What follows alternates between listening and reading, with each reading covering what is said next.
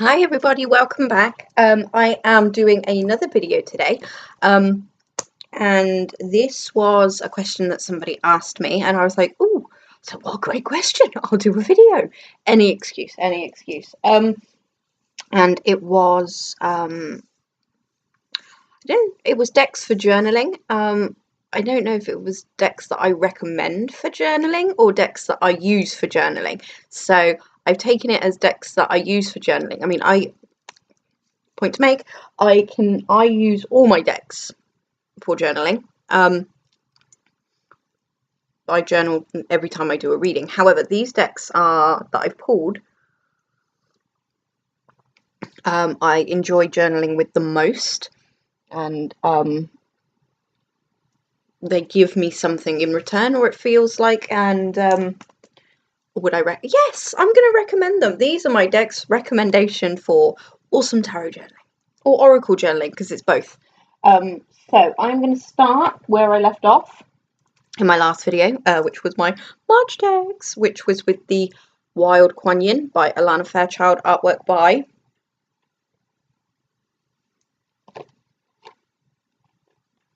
Wang Yiguan. Thank you.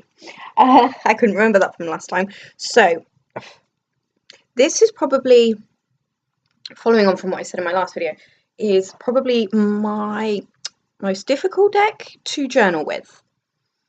I think that's a fair assumption, in the sense that the images and the words are so poetic in the message that they convey, and there's so much depth that Alana has put into the guidebook that I don't always necessarily see what I'm supposed to see straight away, and that's why I like to journal with it.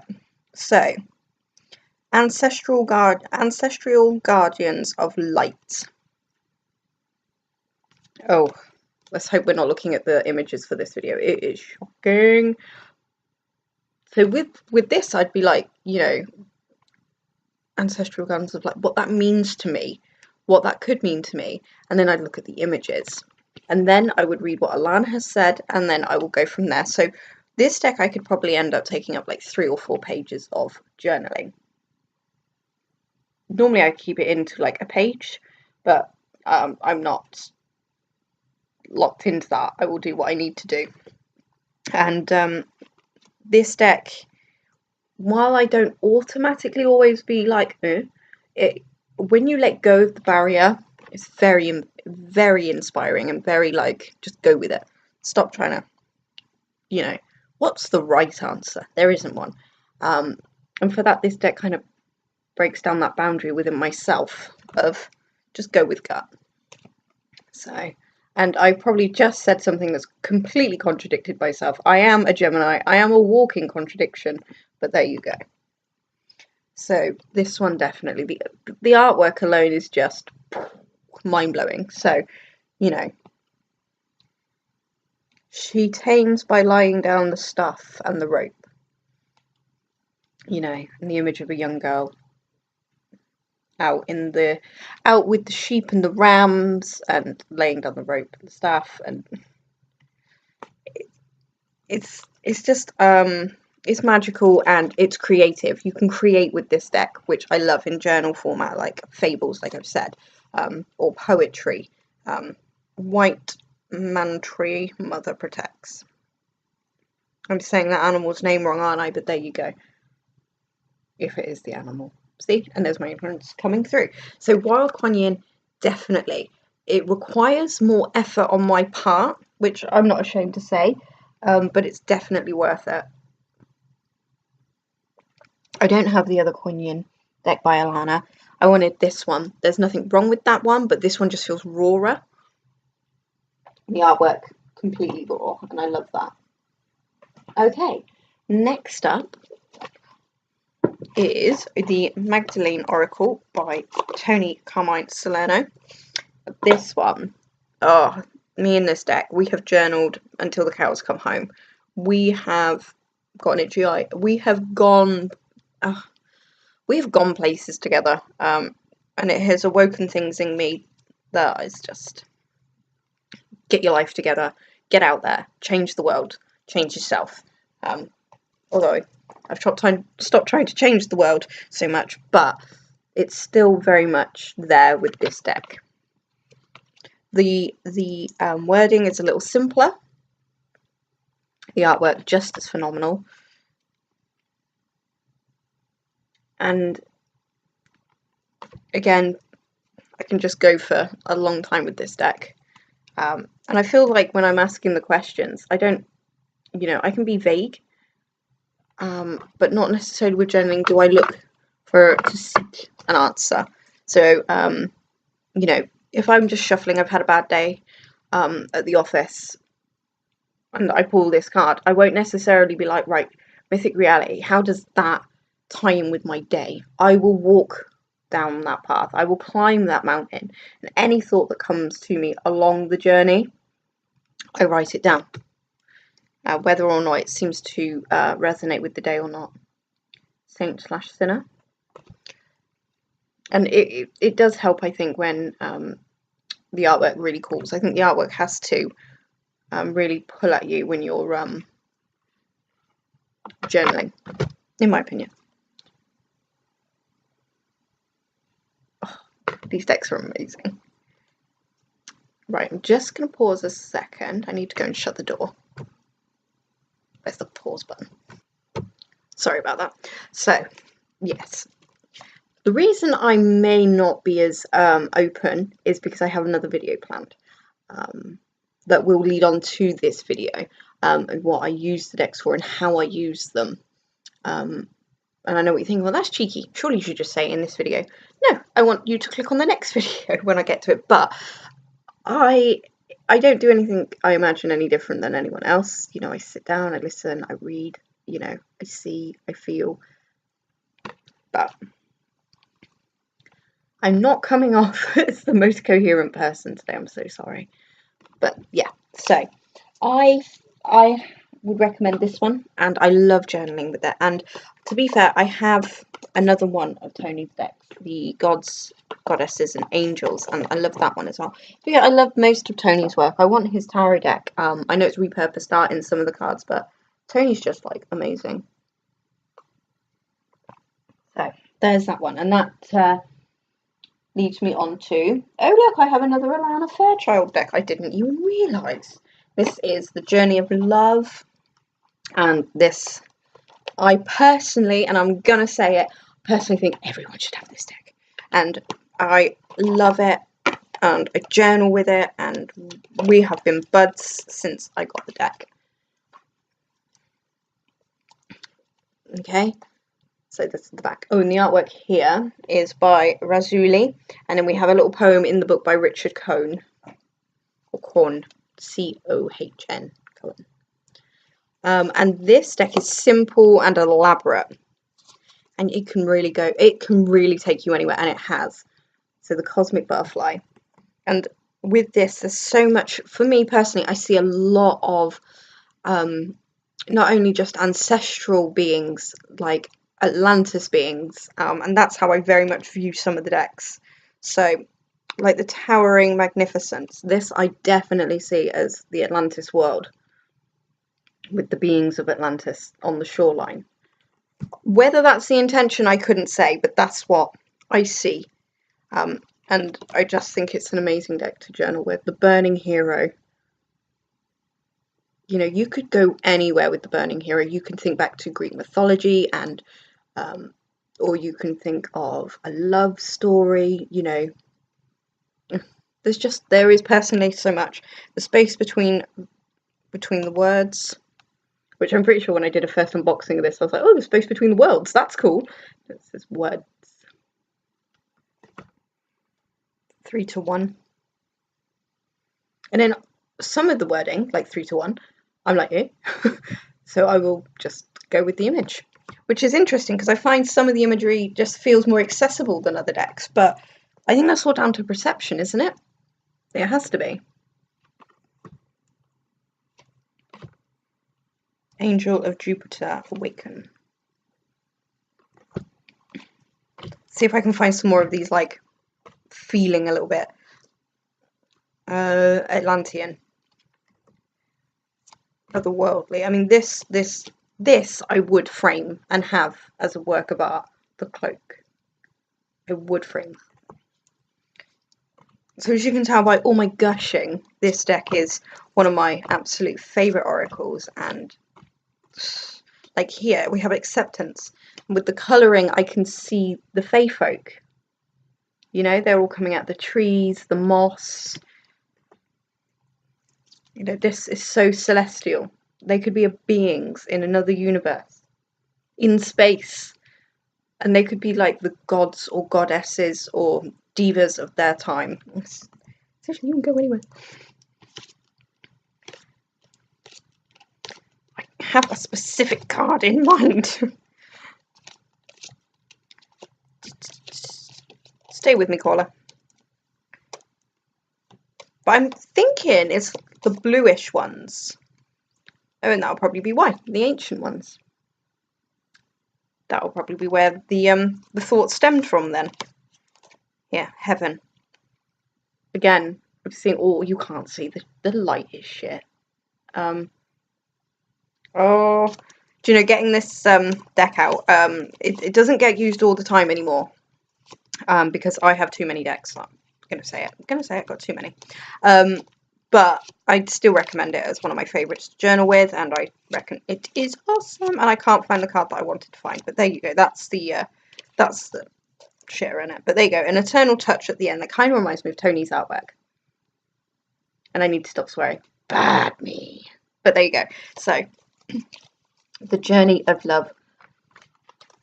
I love it. Although I don't have the Sacred Rebels, and I hear that one is as well, but I don't have that, so I can't say. Yeah, despite all the decks I have, I don't have all of them. Nowhere near. Nowhere near. Right, and now we're moving into the tarot portion. But first, let's bridge that gap with the tarot deck / oracle deck. So, I brought a deck from Los Scarabeo, and I could not grasp the correspondence on the cards to the image I was seeing. So I cut the whole thing off, I cut all the borders off, and I used it as an oracle deck. And that is the Gothic Tarot of Vampires. And this, I'd recommend, I am going to say it, I would recommend, if you have a tarot deck that you can't grasp, or the images aren't what you're used to, and I'm used to Rider-Waite-Smith images, so when I saw something that I couldn't quickly, I probably could have sat down and been a bit more patient. I wasn't patient, and this is what happened when I went through my deck buying binge. I had to have every deck all the time, didn't care, and it gave me no chance to learn anything. But I would recommend, if you have a deck that you can't quite grasp the imagery for, it doesn't sit with what you know as the system you know, I would I'd cut it all off, just take it down to the images and read it then. And this is my dark deck, in the sense of it makes me write about things that I don't want to write about, or things that I thought I left behind. So the cutting job, I didn't do a too shabby job. And I actually use it now more than I ever did as a tarot deck.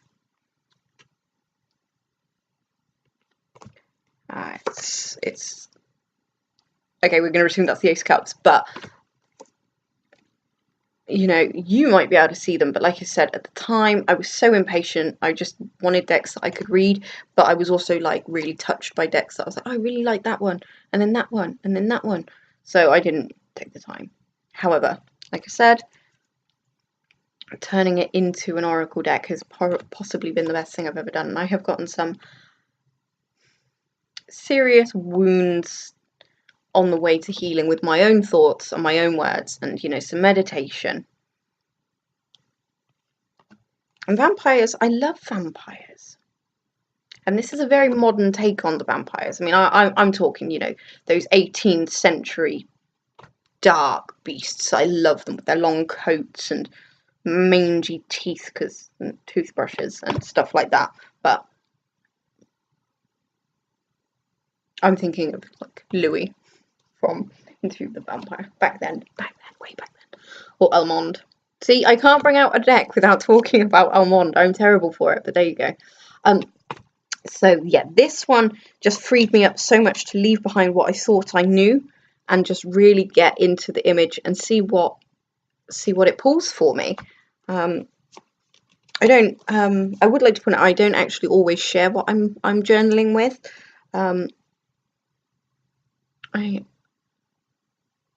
But like on Instagram and Facebook and stuff, I love this card so much.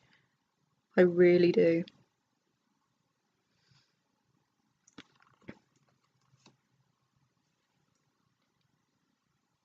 So there you go. That is my recommendation. Got a deck, can't read it, cut it up, use it as an oracle deck. So there's that one. And now we actually do have, I don't have a bag for that one. We do have now 2 official decks that are tarot decks.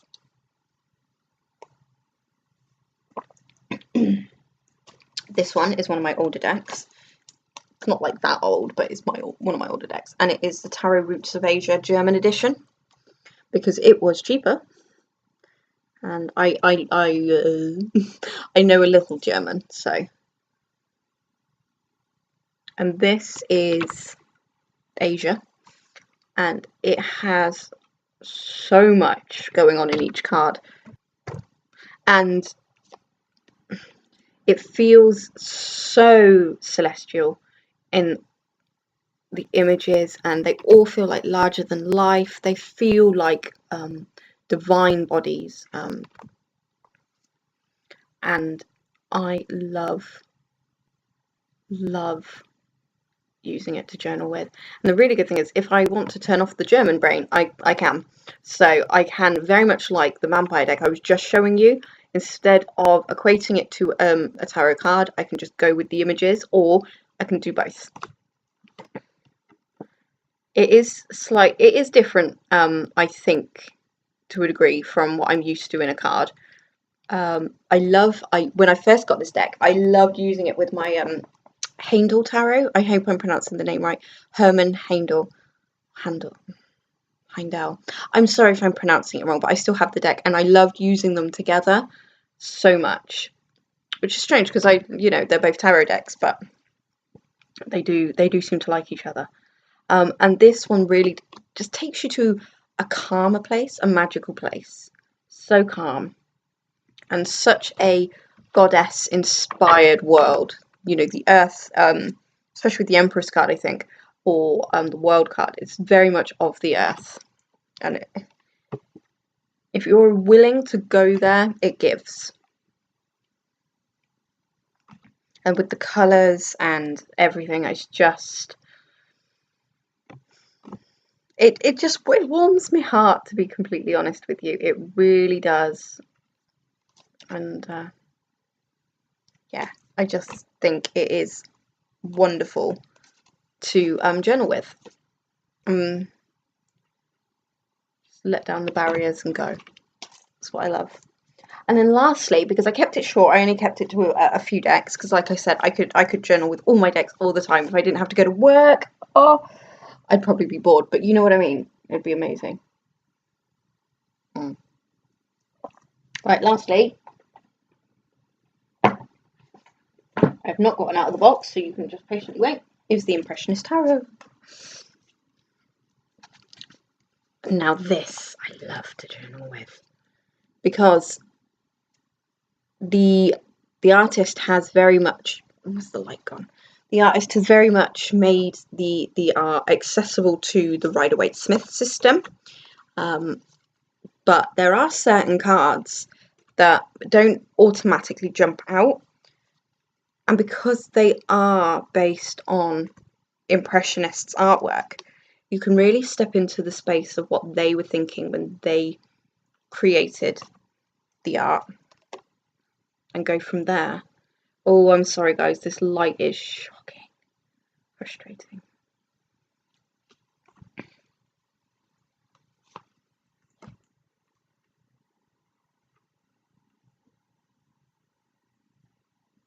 So this one is, again, just such a serene deck, and it really, it can pull on so many emotions. You can be walking where they're showing, like here.